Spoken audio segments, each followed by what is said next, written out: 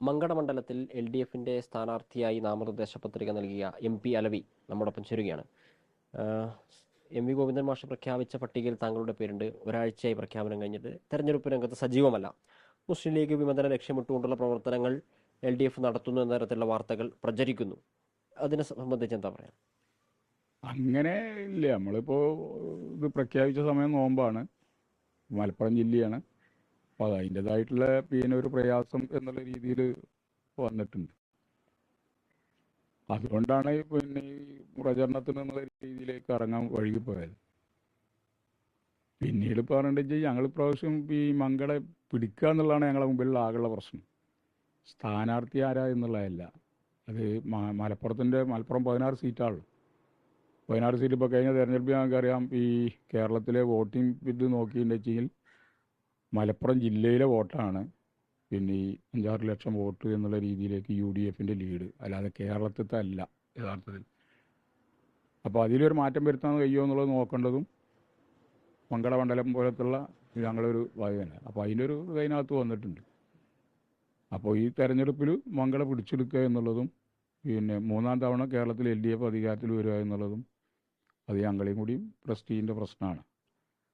അപ്പം അതിനനുസരിച്ച് ചില നീക്കുപോക്കുകൾ സ്വതന്ത്രന്മാർ എന്നുള്ള രീതിയിലേക്ക് പൊതുവെ നോക്കുന്നുണ്ട്.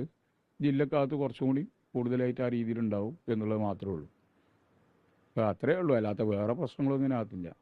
ഈ മങ്കടയിലെ മുൻ ലീഗ് പ്രസിഡന്റ് അദ്ദേഹം കഴിഞ്ഞ ദിവസം സ്വതന്ത്ര സ്ഥാനാർത്ഥിയെ നാമനിർദ്ദേശ പത്രിക സമർപ്പിച്ചിട്ടുണ്ട്. അദ്ദേഹം വരികയാണെങ്കിൽ പിന്തുണ നൽകുമോ? അദ്ദേഹം വന്നു കഴിഞ്ഞാൽ അത് LDFന് ഗുണകരമാവുമോ മണ്ഡലത്തിൽ? വന്നാൽ LDFന് ഗുണകരമാവും.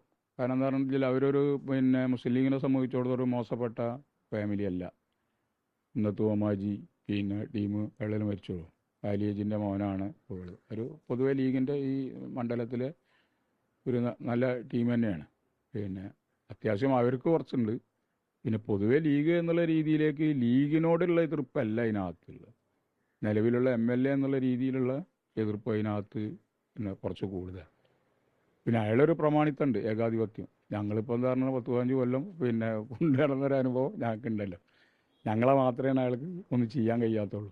പെരുന്തമണ്ണ പെരുന്തമണ്ണ മുസ്ലിം ലീഗ് 2 അത് മങ്കടയിലും ആ ഒരു രീതിയിൽ തന്നെയാണ്. ഇപ്പം തുടങ്ങിയൊന്നല്ലത്, നേരത്തെ തുടങ്ങി വെച്ചിട്ട് പോയില്ല. അതാണ് അങ്ങനെ ഒരു സമീപനം. അല്ലാതെ മുഹമ്മദ് ഒരു മത്സരിക്കാൻ പൂതി വെച്ച് മറുകണ്ഠം ചാടുന്ന രീതിയിലേക്കല്ല ഉള്ളതെന്നുള്ളതാണ് ഞാൻ മനസ്സിലാക്കിയിട്ടുള്ളത്. പൊതുവെ ഞങ്ങൾ അങ്ങനെയാണ് മനസ്സിലാക്കിയിട്ടുള്ളത്. ഇപ്പോൾ ലീഗിൻ്റെ നല്ല സപ്പോർട്ട് അയാൾക്ക് അതിനകത്തുണ്ട്.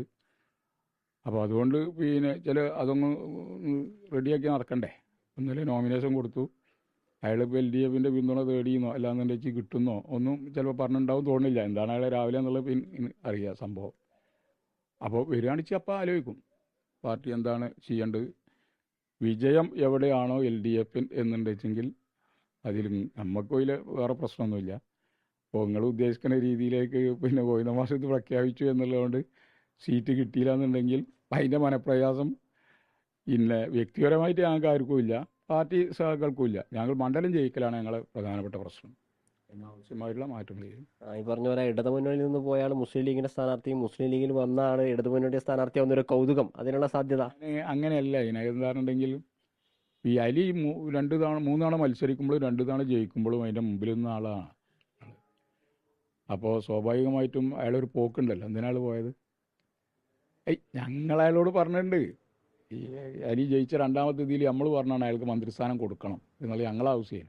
പക്ഷെ അയാളെ നിശ്ചയിച്ചാണ്. നമ്മളതിന് വേണ്ടിയിട്ടല്ല എന്നാൽ മന്ത്രിസ്ഥാനം ഒന്നും വേണ്ട. അത് കഴിഞ്ഞ് നേരെ അയാൾ ഉൾട്ടായി ചാടി പുറത്ത് പോയി എന്നതിൻ്റെ അർത്ഥം എന്താ? അധികാരം പോകാൻ തന്നെയാണ്, യാതൊരു തർക്കവുമില്ല. പക്ഷെ ഇവിടെ അത് അങ്ങനെ ശരിയാവില്ല.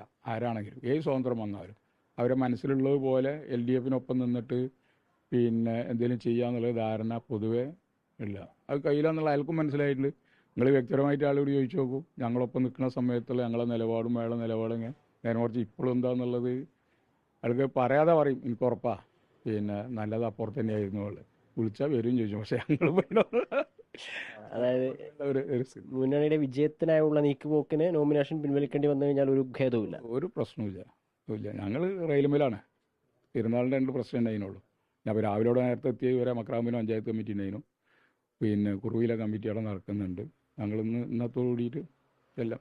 ലോകത്തെവിടെയായാലും ഏത് സമയത്തും 24 വാർത്തകളും ഓഗ്മെന്റഡ് റിയാലിറ്റി പാക്കേജുകളും എക്സ്പ്ലെയിനറുകളും വിശദമായി കാണാൻ ഞങ്ങളുടെ യൂട്യൂബ് ചാനൽ നിങ്ങൾക്ക് സബ്സ്ക്രൈബ് ചെയ്യാം.